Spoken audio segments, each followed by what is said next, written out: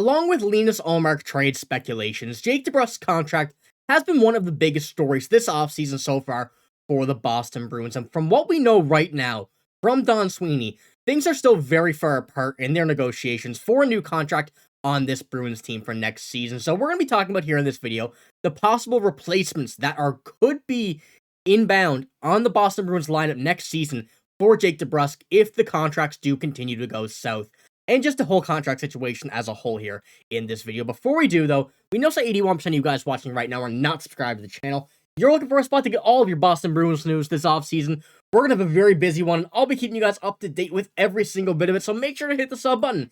Like I said, we're going to be here all offseason long, keeping you up to date with everything that this team has to offer right now. But let's get straight into our first topic here, which is the Jake DeBrusk contract is not close, according to Don Sweeney. And what we know right now is that it's still pretty far away. He had this to say, negotiations are still a two-way street. So from what we know right now, as what was on the offseason in the previous year, Jake DeBrusk and the Boston Bruins still have different ideas of what he's worth going forward. And for the Boston Bruins, this is not a great thing. This guy is a real playoff performer, and that was a very big sign here in these playoffs. Although it ultimately didn't end up being anything spectacular, we've still seen a lot of adversity from this Bruins team, and Jake DeBrusk was playing at 110% every game that we had to see him play here. And this is another idea that Mike Sullivan had to say on this topic. The Jake DeBrusk situation right now on the contract side of things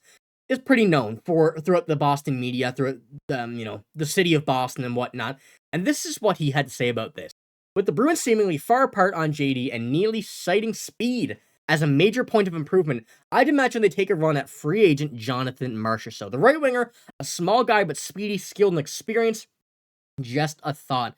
He won the Conn Smythe in the 2023 playoffs and had a previous AAV of $5 million, a very attainable price for a guy like Jonathan Marchessault. And at his current stage, I wouldn't say would be asking too much more. So I'll be the first to say, I would really like to have Jake DeBrusk still on this team, although I don't want to pay him too much. His regular season has been very sparse. He hasn't been the best player that we've known he could be. He hasn't been the guy that you could rely on in every single game. But in the playoffs, he kind of completely changed his game around and was that guy for this team. And I'll pull up his stats this season. 80 games, 19 goals, 21 assists. A pretty mediocre year. Just under 20 goals is not too bad, but you want to have that more consistent, advantage for him as he was in the playoffs.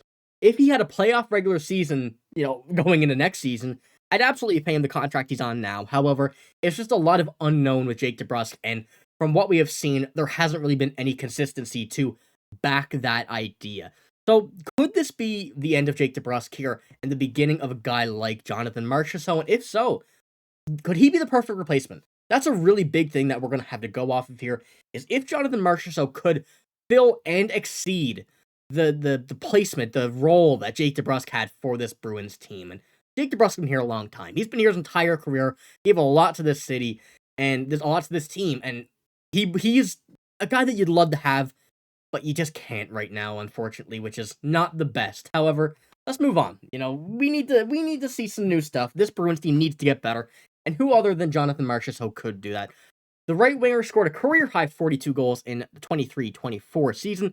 The champion and original Stanley Cup, Golden Knight Misfits in the Las Vegas fixture, but his current employer may not have available dough to meet his price. At 33, he still has a good deal of rubber left on his tires, and that's really a big part of him there, is 33 years old. The Bruins are kind of on that team now where they're trying to implement some younger players, but they're also still in a playoff run, in a Stanley Cup run. And that's a lot to do with how this team is structured, where they are, and what they need to get better at. We moved on from Krejci and Bergeron, the two there that retired, and we brought some younger guys in, but it still did not, completely change this team around. A guy like Jonathan Marchessault, who, I will pull that up once again, scored 42 goals in this past season, still has a lot of game left to him, and would be an excellent addition to this Boston Bruins lineup. So if he could get on this lineup, wherever he would be, honestly, there's many roles for him here on this team with the forwards. Jake DeBrusk was on the first line here going off. So could be an immediate replacement. Brad Marchand obviously has the chance to go there. Justin Brazeau, I really hope would have an increased role next year. Danton Heinen, if he resigns. There's a lot of options the Bruins have to do right now.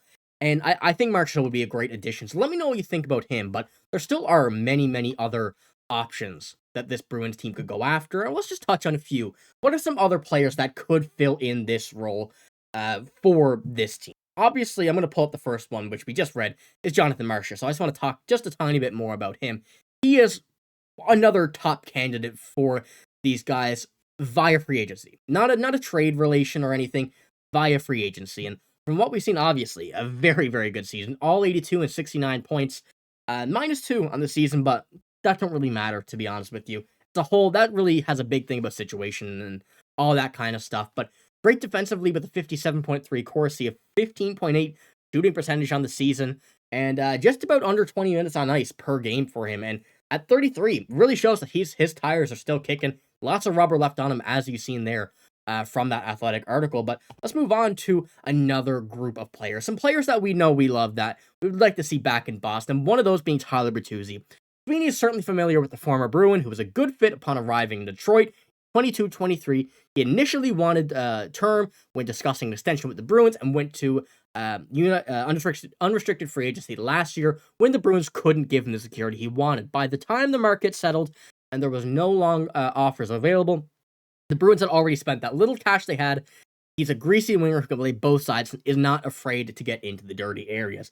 We know Tyler Bertuzzi, and he would be another great addition for this team.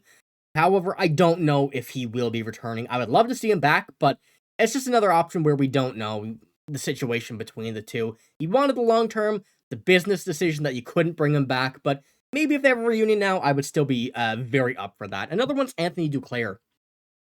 24 goals between the Sharks and the Lightning this season. He played both wings, third line situation, but he's 28, which is another pretty big thing. And if you can really see what he could do, kind of in a reset of his career, I guess, that you could say he had with Tampa, this would be a pretty interesting one to see.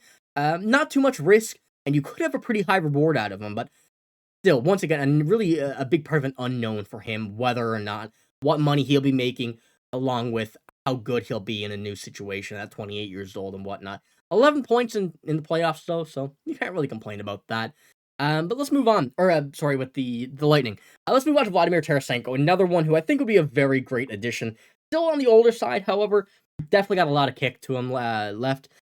Tarasenko, only a career high of 82 points, but pairing him with some of these players that we have on this Bruins roster, I think we could see a very good player in Vladimir Tarasenko, as we have with the Panthers this year. So, those are just a few more options that we have here on this lineup. A few more options that are going to be interesting to think about. And we have a long time until we see any of these guys go anywhere. A lot of negotiations, a lot of talk, a lot more rumors starting to come. But these are just some ones that I think would be a very good fit. And they were in an Athletic article. Makes it easier to kind of spread the word about these guys with a bit of backbone with them. So let me know what you think about any of these players. Do you think Jonathan Marchessault would be the favorite, as Mike Sullivan does have here? Or do you think it could be someone else?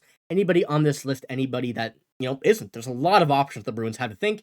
And Don Sweeney himself said that it's going to be a very busy offseason, and he's going heavy at it. So let me know what you think. We have a lot of stuff to talk about here, but this is only the beginning. So if you think any of these guys are going to be the ones for the Bruins, let me know. But that's all I got here in this video. If you did enjoy, make sure to give it a like, hit the sub button as well. But I'm signing out. Thank you for watching. Hope you have a great day. See you later.